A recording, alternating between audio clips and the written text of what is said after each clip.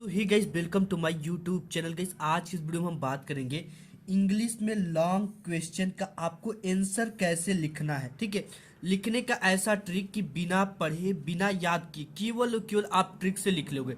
ठीक है, आपके बोर्ड एग्जाम में चाहे जितने भी लॉन्ग आंसर आए वो सब आप लिख लोगे, केवल इस ट्रिक को आप जान जाओ। ठीक है, इस ट्रिक को अगर आप जानते हो तो इंग्लिश आपको पढ़ना वो लिखने भी नहीं फिर आता। भी आप बोर्ड एग्जाम में लॉन्ग क्वेश्चन के आंसर लिख लोगे। और ये ही नहीं, 100% गारंटी है कि टीचर खुश होकर आपको नंबर देगा और 100% गारंटी आपके पास होने का। ठीक है, इसके लिए हमने क्या किया है, यहाँ पे बोर्ड का कॉपी लिया और ये बोर्ड का पेपर लिया है। ठीक है, सब कुछ आपके सामने लाइव प्रूफ होगा और मैं लिख कर आपको सब कुछ दिखाऊंगा।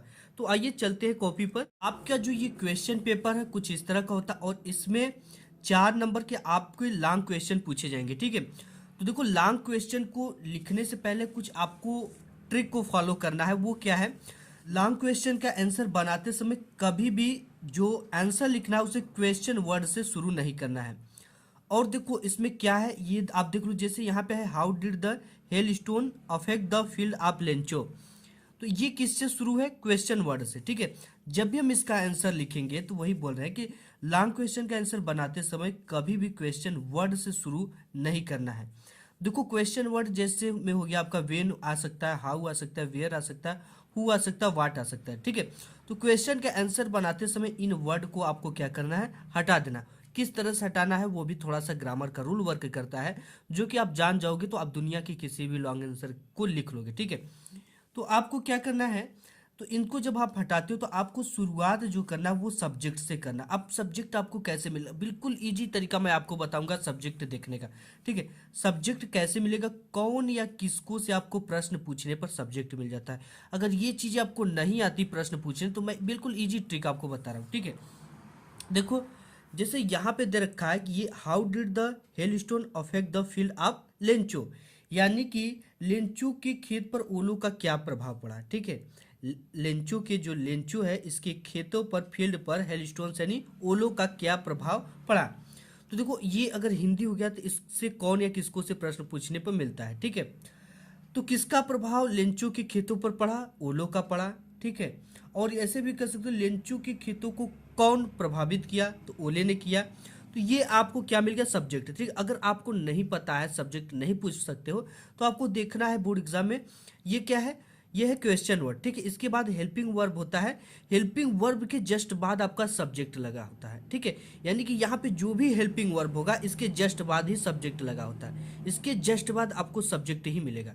ठीक है, तो यहाँ से मैं क्या, कौन या किसको से प्रश्न पूछने में क्या मिला, द हेल स्टोन। ठीक है, और एक चीज को आपको ध्यान देना है कि जो भी, ठीक है, जो भी आप क्वेश्चन के आंसर को बना रहे हो वो जिस टेंस में है, ठीक है, वो जिस टेंस में है उसका आंसर भी उसी टेंस में लिखना है। इस चीज का आपको थोड़ा सा ध्यान देना है, ये बिल्कुल इजी है, इस चीज का ध्यान देना। ठीक है, टेंस में लिखना है। ये कैसे हो सकता है, जैसे यहाँ पे ये जो क्वेश्चन दे रखा है, ये क्या दे रखा है, इसमें डिड है। ठीक है, तो देखो, आप अक्सर आपको क्वेश्चन जो मिलेंगे उसमें डिड ही लगा रहेगा। ठीक है, डिड लगा रहता है और सभी चीज़ों का मैं बताऊंगा। तो देखो, जब भी डिड आए तो आपको क्या करना है, इस डिड को हटाकर इसके जगह पे वर्ब का सेकेंड फॉर्म लगा दिया जाता है। सेकेंड फॉर्म कैसे लगाना है, जैसे यहाँ पे वर्ब क्या है, इस सब्जेक्ट के बाद जस्ट वर्ब रहेगा, आपको इफेक्ट है। ठीक है, अफेक्ट के बाद आपको डी, वर्ब में डी या ईडी लगाने से क्या बन जाता है, सेकेंड फॉर्म। क्या बनता है, सेकेंड फॉर्म बनता है। ठीक है, तो आपको क्या करना है, इसी तरह से सेकेंड फॉर्म लगाना, सभी में आपको क्या करना है, डी या ईडी जोड़ देना है। ठीक है, तो इसमें क्या जोड़ेंगे, ईडी जोड़ देंगे। ठीक है, तो देखो, इसको हम लिख कर आपको बता रहे हैं इस तरह से। सब्जेक्ट क्या मिला हमें, द हेल स्टोन। ठीक है, तो यहां से हमें लिखना है, देखिए यहाँ पे क्या है, अफेक्ट। ठीक है, तो द हेल स्टोन अफेक्ट, तो ये वर्ब है तो इसमें हम क्या लगा देंगे, ईडी, तो ये क्या बन जाएगा, सेकेंड फॉर्म बन जाएगा। ठीक है, अफेक्टेड हो गया यहाँ पे। इसके बाद जो चीज़ है, द फील्ड ऑफ लेंचो लिख देना है। इसके बाद सिंपली यहाँ पे affected the field of Lencho. तो इसके बाद आपको क्या करना है, यहाँ पे इतना तो आप लिख लिया। ठीक है, ये कहाँ से मिला, आपको कुछ दिमाग नहीं लगाना पड़ा, केवल लेकिन आपको क्वेश्चन से ये चीज़ें मिल गई। ठीक है, इसके बाद ये मैंने डैश डैश कर रखा है, तो इस डैश डैश को कब करना है, ठीक है, इस यहाँ पे लेंचो के बाद आपको बिकाज लगा देना है। या सो दैट लगा देना है। मैं इसका अभी मतलब आपको बताता हूँ, सो दैट या केवल सो लगाना है। ठीक है, देखो इसका मतलब हो गया कि हेलस्टोन ने, ओले ने लेंचो के खेत को ओलो ने प्रभावित किया क्योंकि, ठीक है, यहाँ पे बिकाज आप लगा दोगे तो होगी क्योंकि, सो दैट यानी ताकि, प्रभावित किया ताकि, सो यानी इसलिए। ठीक है, यहाँ पे ये तीन चीजें आपको, बिकाज इसकी मीनिंग याद कर लीजिए, BECAUSE, बिकाज, सो दैट या सो। ठीक है, तो यहाँ पे हम क्या प्रयोग कर दे रहे हैं, बिकाज। BECAUSE।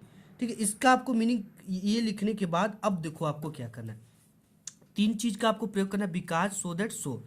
ठीक है, आपको यहाँ पे कुछ भी माइंड नहीं लगाना, पर इसके बाद आपकी जो इंग्लिश की पेपर है ना, इसमें कई सारे आपको पैसेज देखने को मिलते हैं। यहाँ पे देख सकते हो आपको पैसेज। अब देखो पैसेज को उठाने और उसमें रखने का क्या तरीका होता है। जब भी आप पैसेज को उठाओ तो ऊपर से 2 लाइन छोड़कर, और स्टार्ट कहाँ से करो, जहाँ पे ये फुल स्टॉप अंत होता है ना, यहाँ से यू से आपको उठाना है, ये अंत हुआ, यहाँ से यू से उठाना है और आपको एक फुल स्टॉप तक लिखना है।